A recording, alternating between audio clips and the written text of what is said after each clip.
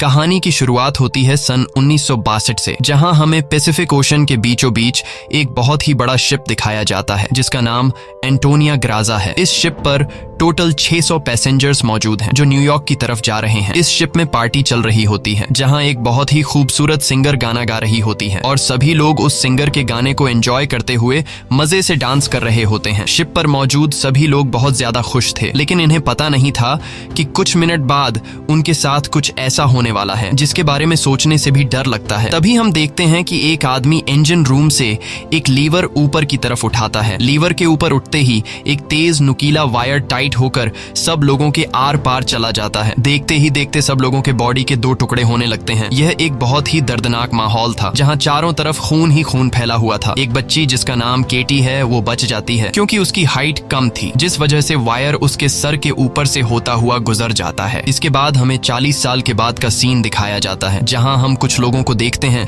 जो एक टग बोट की मदद से एक बड़े शिप को खींच कर ले जा रहे होते हैं। तभी अचानक वो पुराना शिप डूबने लगता है। यह देखकर ग्रुप का लीडर अपनी टीम में से एक लड़की जिसका नाम मर्फी है उसे उस पुराने शिप पर भेज देता है ताकि मर्फी उस पुराने शिप को जिस वायर से बांध कर ले जाया जा रहा था उसे आजाद कर दे, वरना अगर यह पुराना शिप डूब गया तो उसके साथ साथ इनकी ये टग बोट भी डूब जाएगी। मर्फी जब उस पुराने शिप पर पहुंचती है तो उसे पता चलता है कि पुराने शिप के निचले हिस्से में दरार पड़ चुकी है, जिस वजह से शिप में तेजी से पानी भरता जा रहा है और अगले 5 मिनट में यह शिप पानी में डूब जाएगा। मर्फी ये बात अपनी टीम के लीडर को बताती है। ये सुनकर टीम का लीडर मर्फी को ऑर्डर देता है कि जिस वायर से हम इस शिप को खींच रहे हैं उस वायर को आजाद कर दो और फौरन वहां से निकलकर हमारे पास टग बोट पर पहुंचो, क्योंकि हम इस पुराने शिप को छोड़कर जाने वाले हैं। तभी टीम के 2 और साथी भी मर्फी के पास पहुंच जाते हैं और वो भी मर्फी को बाहर निकलकर शिप को छोड़ने के लिए कहते हैं, लेकिन इस शिप को ढूंढने में उन्हें 3 महीने लगे थे, जिस वजह से मर्फी इतनी आसानी से इस शिप को छोड़कर नहीं जाने वाली थी। वो शिप को बचाने के लिए नीचे पानी में कूद जाती है, जिसे देखकर ऊपर बैठे 2 साथी भी औजार लेकर मर्फी के पीछे कूद जाते हैं। ये तीनों जैसे तैसे करके शिप को डूबने से पहले ही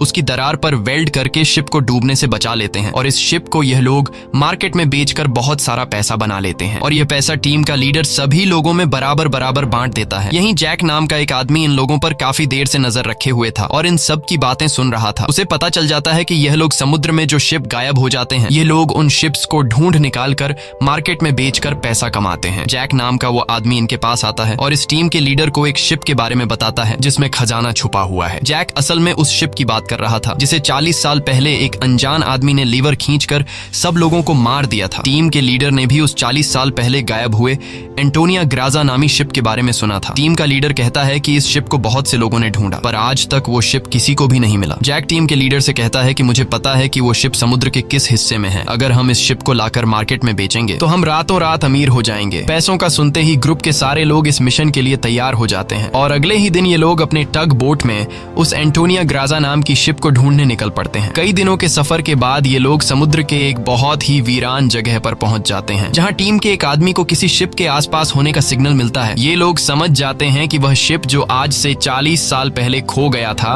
वह यहीं कहीं पर है। थोड़ा ही आगे बढ़ने पर इनके सामने एक बहुत ही बड़ा शिप आ जाता है। ये वही शिप है जिसे हमने कहानी की शुरुआत में देखा था और ये शिप पिछले 40 सालों से समुद्र में गायब हो गया था। इस शिप को देखकर ये सभी लोग बहुत ज्यादा खुश हो जाते हैं और उन्हें लगता है कि इस शिप को बेचकर ये लोग माला माल हो जाएंगे। अब टीम का लीडर 2 लोगों को टग बोट में ही रहने के लिए कहता है और खुद कुछ साथियों के साथ उस पुराने शिप की जांच के लिए अंदर चला जाता है। अंदर जाते ही इन लोगों को बहुत ही अजीब सी आवाज आने लगती है जिसे सुनकर ये लोग घबरा जाते हैं। इसके बाद टीम का लीडर अपने साथियों को आगे बढ़ने के लिए कहता है। ये लोग उस आवाज को फॉलो करते हुए एक बड़ी सी घड़ी के पास पहुंचते हैं जहां ये लोग देखते हैं कि उस घड़ी का कांटा अभी भी हिल रहा है। कुछ देर बाद अचानक उस घड़ी का कांटा रुक जाता है। यह देखकर उन्हें कुछ अजीब लगता है। अब ये लोग शिप की ओर जांच करने के लिए आगे बढ़ते हैं। अंदर ये जहाज पूरी तरह से बिखर चुका था, जहां सारी चीजें टूट चुकी थीं और जहाज के लोहे में जंग लग चुका था। ये लोग जब आगे बढ़ रहे होते हैं तब उनका एक साथी नीचे फ्लोर टूटने की वजह से गिरने ही वाला होता है कि तभी मर्फी उसे पकड़ लेती है और जब मर्फी अपने साथी को ऊपर खींचती है तब उससे नीचे एक लड़की दिखाई देती है। ये वही लड़की है जो आज से 40 साल पहले यानी कि सन 1962 में शिप में अकेली बची थी, जिसके सिर के ऊपर से वायर गुजरा था। लेकिन हैरान करने वाली बात यह थी कि 40 साल बाद भी उसकी उम्र उतनी ही थी, जिसका मतलब यह है कि यह उस लड़की की आत्मा है। मर्फी उस लड़की को जब दोबारा देखती है तो वह लड़की अचानक कहीं गायब हो जाती है। अब ये लोग जैसे तैसे करके अपनी साथी को ऊपर की ओर खींच देते हैं। यहाँ मर्फी को कुछ समझ नहीं आता कि उसने जो देखा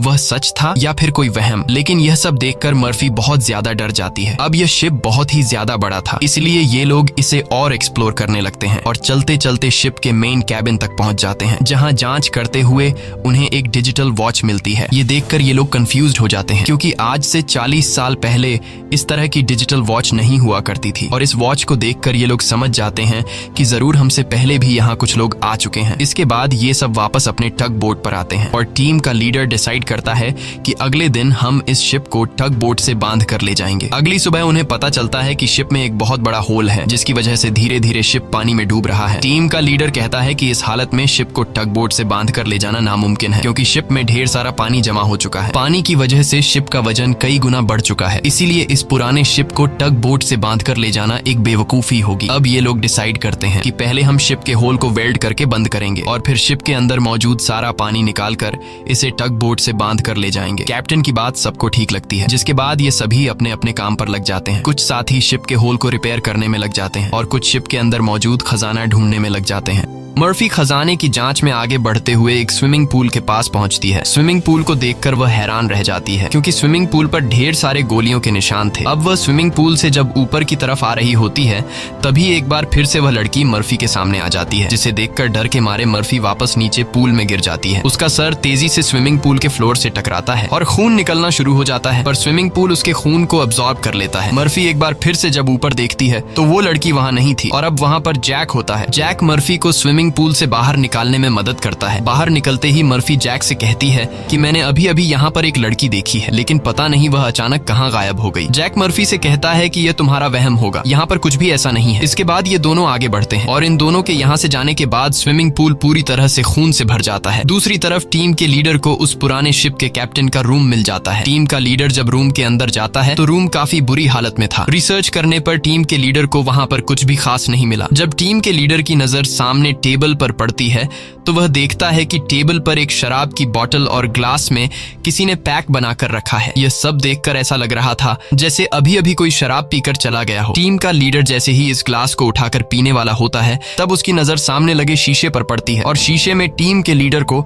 इस पुराने शिप का कैप्टन दिखाई देता है। यह देखकर टीम का लीडर बहुत ज्यादा डर जाता है और उसके हाथ से शराब की ग्लास गिरकर टूट जाती है और टीम का लीडर डर के मारे वहां से निकल जाता है। इस शिप पर सभी के साथ अजीबोगरीब इंसिडेंट्स हो रहे थे। टीम का एक साथी जिसका नाम मार्क है, उसे इस शिप पर किसी लेडी सिंगर के गाने की आवाज सुनाई देने लगती है। वह उस आवाज को फॉलो करते हुए शिप के ग्राउंड एरिया में पहुंच जाता है, जहां पर वह लेडी सिंगर भी मौजूद होती है। ये वही सिंगर थी जिसे हमने कहानी की शुरुआत में देखा था। दूसरी तरफ मर्फी और जैक आगे बढ़ते हुए लॉन्ड्री रूम से बाहर जाने वाले गेट को जैसे ही खोलते हैं, तभी अंदर जमा हुआ सारा पानी उनके ऊपर आ जाता है, जिसमें कई सारे लोगों की डेड बॉडीज थी। मर्फी और जैक डर के मारे वहां से आगे बढ़ने लगते हैं। आगे बढ़ते हुए उनके सामने एक कैबिन का दरवाजा खुलता है। अंदर जाने पर जैक को एक बहुत ही लग्जरी कार मिलती है, जिसे देखकर वह बहुत खुश होता है, पर मर्फी को यहाँ कुछ गड़बड़ महसूस होता है, इसलिए वह जल्दी ही यहाँ से निकलना चाहती थी। तभी एक दूसरे रूम से उन्हें कुछ हिलता हुआ नजर आता है। जब ये दोनों उस चीज के करीब आते हैं और उसके ऊपर रखा हुआ सामान हटाकर देखते हैं तो उनकी आंखें खुली की खुली रह जाती हैं, क्योंकि वहां पर सोने से भरा हुआ एक बॉक्स पड़ा था। ये देखकर मर्फी अपने बाकी साथियों को तुरंत बुला लेती है और जब सब यहाँ पहुंचते हैं तो सामान हटाने पर उन्हें इसी तरह के 9 बॉक्स मिलते हैं और हर एक बॉक्स में 28 गोल्ड प्लेट्स पड़ी हुई थी, जिसे देखकर सभी की खुशी का ठिकाना नहीं रहता, क्योंकि ये सभी रातों रात अमीर हो गए। इतने बड़े खजाने को ढूंढने के बाद ये लोग डिसाइड करते हैं कि इस शिप को यहीं छोड़ देंगे और सिर्फ सोना यहाँ से लेकर जाएंगे। इसके बाद ये लोग सारा का सारा गोल्ड अपने टग बोट पर रख देते हैं और अब ये लोग यहाँ से निकलने की तैयारी करते हैं। टग बोट को चलाने वाला कैप्टन बोट को स्टार्ट करने के लिए इंजन की सफाई करने लगता है और तभी हमें दिखाया जाता है कि टग बोट में रखा गया सिलेंडर का वाल्व अपने आप चालू हो गया है, जिससे हवा में गैस फैलना शुरू हो जाता है। वही मर्फी एक बार फिर से उसी लड़की को देखती है जो उसकी तरफ तेजी से भागती हुई आ रही होती है, जैसे वह मर्फी को कोई बात बताना चाहती हो, पर तभी उसे कोई पकड़कर नीचे धकेल देता है और जैसे ही टग बोट का कैप्टन इंजन को ऑन करता है, तभी सिलेंडर से निकली गैस की वजह से पूरे बोट में एक बहुत ही बड़ा ब्लास्ट होता है, जिसमें टग बोट का कैप्टन मारा जाता है। अब ये लोग समुद्र के बीचों बीच एक सुनसान शिप पर फंस चुके थे। ये सभी लोग बहुत ज्यादा परेशान होते हैं, क्योंकि उनके पास जो यहाँ से निकलने का टग बोट था वह पूरी तरह से तबाह हो चुका चुका था। इनका एक साथी जिसका नाम मार्क है, वो अपनी गर्लफ्रेंड की फोटो देखकर बहुत ज्यादा परेशान हो जाता है क्योंकि 2 हफ्ते बाद उनकी शादी होने वाली थी और अब उसे लगता है कि वह कभी भी यहाँ इस शिप से बचकर नहीं जा पाएगा। परेशानी में मार्क वहाँ रखी कई साल पुरानी शराब पीने लगता है। दूसरी तरफ मर्फी भी कंफ्यूज्ड होती है कि उसे बार बार वह लड़की क्यों दिखाई दे रही है। इसीलिए मर्फी उस लड़की के बारे में जानने की कोशिश करती है। वह शिप के डेटा में पैसेंजर्स के नाम चेक करती है, जिससे उसे पता चल जाता है कि जो लड़की उसे दिखाई दे रही है उसका नाम केटी है। रिसर्च करते हुए वह केटी के रूम तक पहुंच जाती है, जहां अलमारी का दरवाजा खोलते हुए उसे केटी का ढांचा मिल जाता है, जिसे देखकर मर्फी बहुत ज्यादा डर जाती है। फिर जैसे तैसे करके मर्फी खुद को संभालती है और उस ढांचे के गले में लटके लॉकेट को उतार कर देखती है, जिसमें उस छोटी लड़की के पेरेंट्स की फोटो थी जो उसके पीछे ही खड़ी थी। उसे देखकर मर्फी को एक जोरदार झटका लगता है। केटी कहती है कि वह लॉकेट बंद मत करना, क्योंकि बहुत साल बाद मैं अपने मॉम डैड को देख रही हूँ। मर्फी को अब भी यकीन नहीं हो रहा था कि वो एक मरी हुई लड़की से बात कर रही है, पर जब वह लॉकेट को केटी के हाथ में देने लगती है तो लॉकेट केटी के हाथ से आर पार चला जाता है और अब जाकर मर्फी को यकीन हुआ कि यह लड़की कोई इंसान नहीं बल्कि एक आत्मा है। केटी मर्फी को बताती है कि इस शिप पर और भी कई सारे लोगों की आत्मा कैद है और तब तक यह सोल यहाँ से आजाद नहीं हो सकती जब तक उस आदमी को न मारा जाए जो लोगों की आत्मा को यहाँ पर कैद करता है। मर्फी केटी से पूछती है कि कौन है वो आदमी जिसने तुम्हें और बाकी लोगों की आत्माओं को यहाँ कैद कर रखा है। केटी जैसे ही मर्फी को उस आदमी के बारे में बताने वाली होती है, तभी अचानक छत पर कुछ अजीब से कीड़े निकलने लगते हैं, जिसे देखकर केटी बहुत ज्यादा डर जाती है और वह मर्फी से कहती है कि जल्द से जल्द इस शिप से तुम लोग निकल जाओ वरना तुम लोग मारे जाओगे। इसके बाद केटी गायब हो जाती है। दूसरी तरफ मार्क पूरी बोतल पीने के बाद उसे चक्कर आने लगा। उसके आसपास पड़े सभी टेबल और चेयर्स हिलने लगते हैं। देखते ही देखते सब कुछ रिपेयर होकर नया हो गया और आज से 40 साल पहले जो लोग इस शिप में मारे गए थे वह दोबारा से मार्क के सामने जिंदा खड़े हो गए। मार्क बीच में खड़ा था, जिसके चारों तरफ लोग उसके लिए तालियां बजाने लगे। शुरू में तो मार्क को भी कुछ अजीब लगता है, लेकिन फिर वह सोचता है कि यह सब शराब का कमाल है। अगले ही पल वह लेडी सिंगर मार्क के करीब आ गई और वह मार्क के साथ इंटीमेट होने लगी। लेडी सिंगर पूरी तरह से मार्क को अपने वश में करके अपने पीछे लगा देती है। मार्क भी बिना कुछ सोचे समझे उसके पीछे जाने लगा। बेवकूफ मार्क को पता ही नहीं चलता कि ये सिंगर उसे एक ट्रैप में फंसा रही है। वह लेडी सिंगर फ्लोर के किनारे पर खड़ी होकर मार्क को बुलाने लगती है। मार्क इस सिंगर को हासिल करने के चक्कर में फ्लोर से नीचे गिरकर मारा जाता है। वही हमें टीम के लीडर को दिखाया जाता है, जो इस पुराने शिप के कैप्टन के रूम में बैठा होता है। तभी वह देखता है कि शराब की बोतल अपने आप ही सरकने लगी। कुछ देर बाद उसके सामने इसी शिप के कैप्टन की आत्मा आ जाती है। यह देखकर टीम का लीडर काफी ज्यादा घबरा जाता है। तब शिप का कैप्टन उसे ग्लास में शराब डालकर पीने के लिए देता है। साथ ही वह उसे फोटो देता है जिसमें एक शिप होता है जिसका नाम लोरली है। कैप्टन बताता है कि आज से कई साल पहले हमारे पास एक आदमी आया था जिसने हमें लोरली शिप के बारे में बताया। उसने कहा कि लोरेलाई शिप में बहुत ही बड़ा खजाना छुपा हुआ है। जब हमने लोरेलाई शिप को रेस्क्यू किया तब हमें सच में वो सारा खजाना मिला। कैप्टन टीम के लीडर को एक दूसरी फोटो दिखाते हुए कहता है कि ये वो आदमी है जिसने हमें लोरेलाई शिप का बताया था। टीम का लीडर उस आदमी की फोटो देखकर उसके गले में सांसें अटक जाती हैं, क्योंकि वह आदमी कोई और नहीं बल्कि जैक था और यह फोटो 40 साल पुरानी थी। 40 साल गुजरने के बाद आज भी उसके उम्र में कोई बदलाव नहीं हुआ। वह फोटो में बिल्कुल वैसा ही दिख रहा था जैसे 40 साल पहले दिखता था। अब टीम का लीडर समझ जाता है कि जैक कोई इंसान नहीं बल्कि एक भूत है। ये सब समझते ही टीम का लीडर जल्द ही अपनी टीम को इस शिप से निकालना चाहता था। वह जल्दी से अपने साथियों को ढूंढने लगता है, पर तभी उसके सामने उसका वही साथी आ जाता है जो टग बोट में गैस खुलने की वजह से ब्लास्ट में मारा गया था। दरअसल ये ब्लास्ट में मारे जाने वाले आदमी की आत्मा होती है जो टीम के लीडर को मारने के लिए आगे बढ़ता है। लीडर उससे खुद को बचाने के लिए भागता है, लेकिन तभी उसके सामने मर्फी आ जाती है। अब ब्लास्ट में मारा जाने वाले आदमी की आत्मा तो गायब हो जाती है, पर टीम के लीडर को मर्फी का चेहरा उसी ब्लास्ट में मारे जाने वाले साथी की तरह दिख रहा होता है, जो कुछ देर पहले भूत बनकर उसके पीछे आ रहा था। इसीलिए टीम का लीडर मर्फी को भूत समझकर उसके ऊपर हमला कर देता है, पर मर्फी खुद को बचाने के लिए उसके पैर को घायल कर देती है। लेकिन इससे टीम के लीडर का ज्यादा कुछ नहीं बिगड़ता। वह दोबारा से मर्फी पर हमला करने के लिए खड़ा होता है। इससे पहले कि वह मर्फी को मार पाता, तभी पीछे से जैक आकर लीडर को लोहे के रॉड से सिर पर मारकर बेहोश कर देता है। जैक वही आदमी है जो इन सबको यहाँ लेकर आया था। पूरी टीम में सिर्फ टीम के लीडर को ही पता चल चुका था कि जैक कोई इंसान नहीं बल्कि एक डीमन है, और जैक को भी समझ आ गया था कि टीम के लीडर को मेरी सारी सच्चाई मालूम हो गई है। इसलिए वह टीम के लीडर को अपने रास्ते से हटाने के लिए सबको उसके खिलाफ भड़काता है। वो कहता है कि अगर ये दोबारा होश में आ गया तो यह हम में से किसी को नुकसान पहुंचा सकता है। सबको जैक की बात ठीक लगती है, इसलिए यह लोग अपने लीडर को एक टैंक में फेंक देते हैं। अब यहाँ से निकलने का कोई और रास्ता न मिलने पर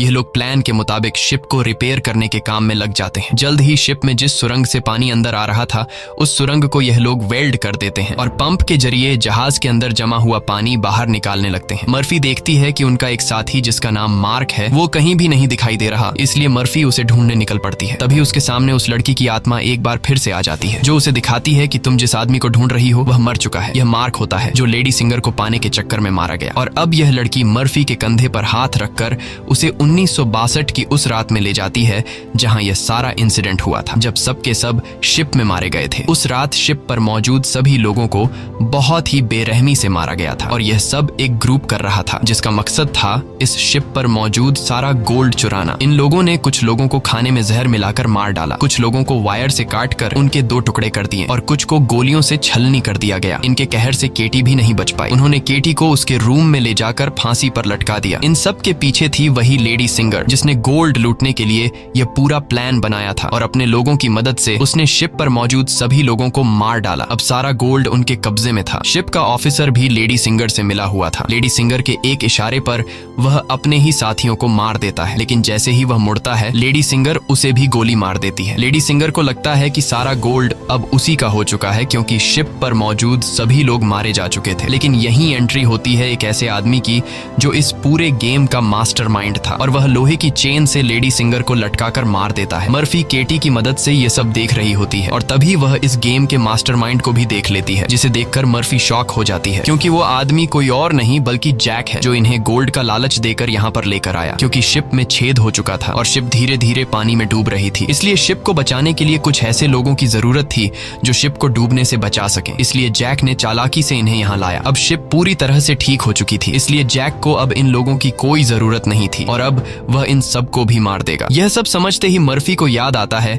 कि हमने जैक की बातों में आकर अपने लीडर को टैंक में बंद कर दिया था। अब मर्फी अपने लीडर की जान बचाने के लिए उसके पास दौड़ कर जाती है, लेकिन अब टैंक में पानी भरने की वजह से लीडर की मौत हो गई होती है। मर्फी अपने लीडर को बचाने के लिए टैंक का कांच तोड़ने की कोशिश करती है, पर टैंक का कांच बहुत ही मजबूत था, इसलिए लाख कोशिश करने के बावजूद भी लीडर को बचा नहीं पाती। इसके बाद मर्फी अपने एक साथी के पास आती है जिसका नाम डॉज है। मर्फी डॉज को जैक की सारी सच्चाई बता देती है और कहती है कि जैक तुम्हें जहां भी नजर आए उसे शूट कर दो, मैं अपने एक और साथी को ढूंढने जा रही हूँ। मर्फी के जाने के कुछ देर बाद जैक डॉज के सामने आ जाता है, जिसे मर्फी ने कहा था कि जैक जहां भी नजर आए उसे शूट कर दो। डॉज जैक से कहता है कि यहीं पर खड़े रहो और अपनी जगह से हिलना मत। ये सुनकर जैक समझ जाता है कि मर्फी ने इसे मेरी सारी सच्चाई बता दी है। तब जैक डॉज को बातों में उलझाकर डॉज से बंदूक छीनने की कोशिश करता है, लेकिन डॉज जैक की होशियारी समझ जाता है और वो फौरन जैक पर बंदूक की गोली चला देता है, जिससे जैक दूर जा गिरता है। जिसके बाद डॉज जैक के पास आता है और देखता है कि जैक मारा जा चुका है। यह देखकर डॉज वहां से चला जाता है, लेकिन हम देखते हैं कि जैक अभी भी मरा नहीं है। दूसरी तरफ मर्फी अपने जिस साथी को ढूंढने गई थी, मर्फी को पता चल जाता है कि वो पानी में मारा गया है। अब डॉज के अलावा मर्फी के सारे साथी मारे जा चुके थे, इसलिए मर्फी डिसाइड करती है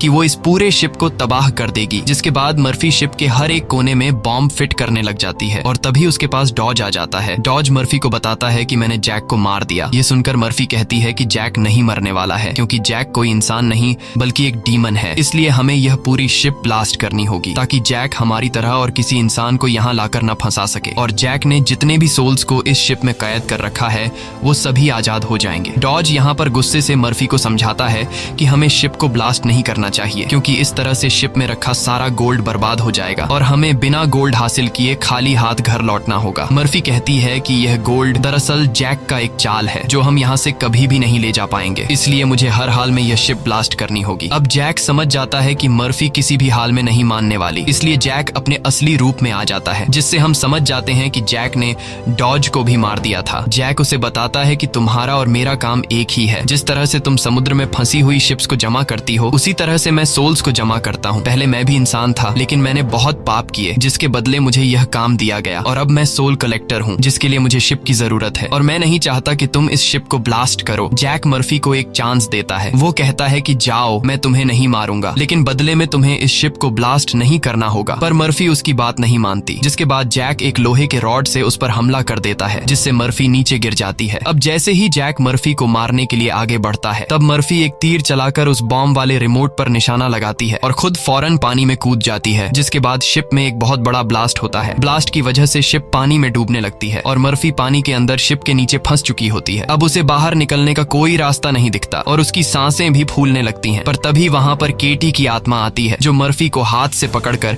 ऊपर का रास्ता दिखाती है। तब मर्फी देखती है कि जैक ने जितने भी सोल्स को कैद कर रखा था, वो सभी सोल्स आजाद हो गई हैं। मर्फी बड़ी मुश्किल से ऊपर सरफेस पर आ जाती है और वो देखती है कि शिप में जितने भी सोल्स थे वो सब अपनी असली दुनिया में जाने लगे हैं। दरअसल यहाँ जितने भी सोल्स थे वो सभी जैक के गुलाम थे। सिर्फ केटी की सोल उसकी गुलाम नहीं बन पाई, क्योंकि केटी की सोल पवित्र थी, जिस वजह से जैक उस पर ज्यादा कंट्रोल नहीं कर पा रहा था। इसीलिए केटी की सोल बार बार मर्फी की मदद कर रही थी। यहाँ मर्फी एक बॉक्स के सहारे समुद्र में तैरती रहती है और तभी वो एक शिप तक पहुंच जाती है, जो शिप उसे रेस्क्यू कर लेता है। जब उसे पोर्ट पर लाया जाता है तो वह अपनी एम्बुलेंस से देखती है कि जैक अभी भी जिंदा है और शिप का जितना भी गोल्ड था वो उस गोल्ड को एक दूसरे शिप में ट्रांसफर कर रहा है, ताकि उस गोल्ड के लालच में वो और भी लोगों को मार सके और उनकी आत्माओं को कैद कर सके। इसी के साथ ये कहानी खत्म हो जाती है। अगर आपको हमारी वीडियो अच्छी लगी हो तो हमारे चैनल को सब्सक्राइब और वीडियो को लाइक जरूर कीजिएगा।